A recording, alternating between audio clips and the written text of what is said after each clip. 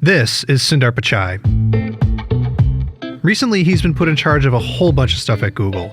Chrome, Android, apps, search. If you use a Google product, chances are he's running it. Why does that matter? Well, Google's kind of a big deal for technology, and what he thinks about technology is going to be what Google thinks of technology. So if we can understand what he believes, we can get a small glimpse into the future of tech. Every year, Google holds a huge developer conference called Google I/O.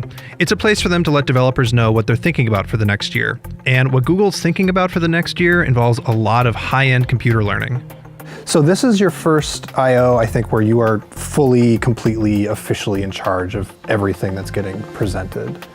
Has that sort of changed anything about the way that you guys run I/O? Or is there a theme that you're sort of able to fully be in charge of? At a high level, I think of what we are doing in terms of two core things. Okay. We really want to work on big problems that help solve big problems in users' lives, right? And we want to do it at scale. We want to do it for everyone. The second is our core mission statement, which is to organize users' information. And for me, a lot of that means how do you do it in the current world, in the mobile context, because that's what users are grappling with. For me, when I look at mobile, it's been one of the most amazing things we have all seen.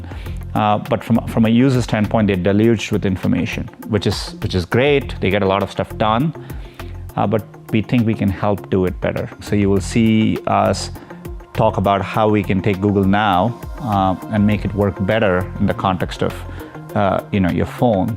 And if you're looking for information in the context of using applications, how can we do that?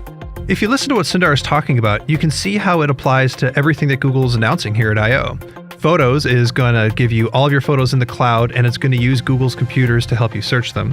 Android M has this crazy new feature called Now on Tap that can search inside apps and give you suggestions for what you want to do. And even Cardboard is using Google servers to stitch together 360-degree 3D virtual reality video. They're all examples of Google's advancements in machine learning. It gives everyone the power of Google's supercomputers right on their phone.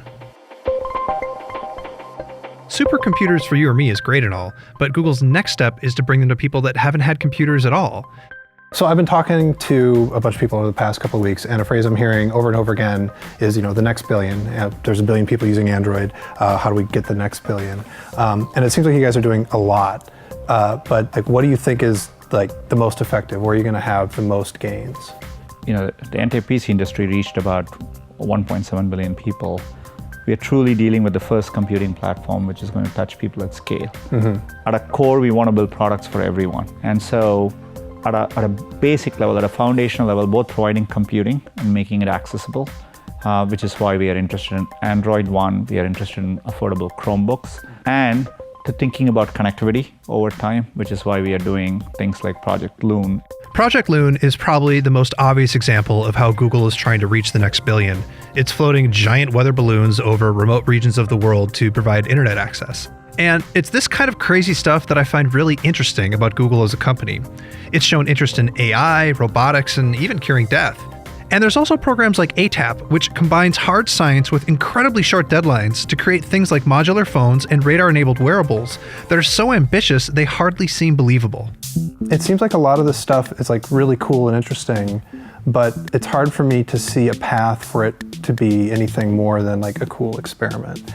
And so I'm wondering what your feeling is about these different divisions within Google that are doing crazy stuff, and should they just keep doing crazy stuff, or should stuff be pushed to become productized or become a core part of Google? We do them because we believe that software is at a stage where software increasingly is playing a more and more critical role in solving things which it didn't before. Okay. So to me, when I look at cars, people spend an inordinate amount of time in cars. These are resources which are very poorly utilized. Right now, as we speak, you can look outside and you can see all the cars which are parked. The cars we rented to get here is just sitting in the parking lot. That's right. So they get used less than 10%. So we see these problems and we see, okay, can we solve it at scale? And does computing play a part in it? Software and computer science. And while the effort may seem ambitious or crazy, we take a very disciplined approach inside, right? So those are thought through like businesses which we are building, and it's just that we are willing to take a long-term view but we run them in a very disciplined way. Our research can be longer term, and we do that precisely in research. When we take research projects like Google ATAP or a core research, we never know whether some of them even makes viable business applications, but we want to push the technology at times because you don't know what's possible on the other side.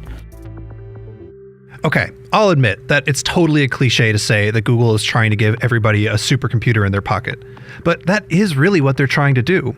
It's an egalitarian vision of the future of computing, and even if you're not a fan of all of their advertising and tracking, it's still hard not to be inspired by Sundar's vision.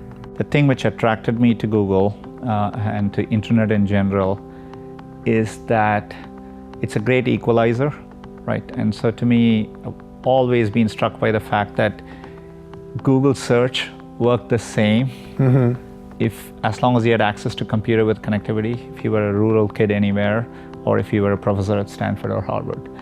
And to me, I want Google to strive to push to do that, not just build technology for a certain segments, right? For me, it matters that we drive technology as an equalizing force, as an enabler to everyone around the world.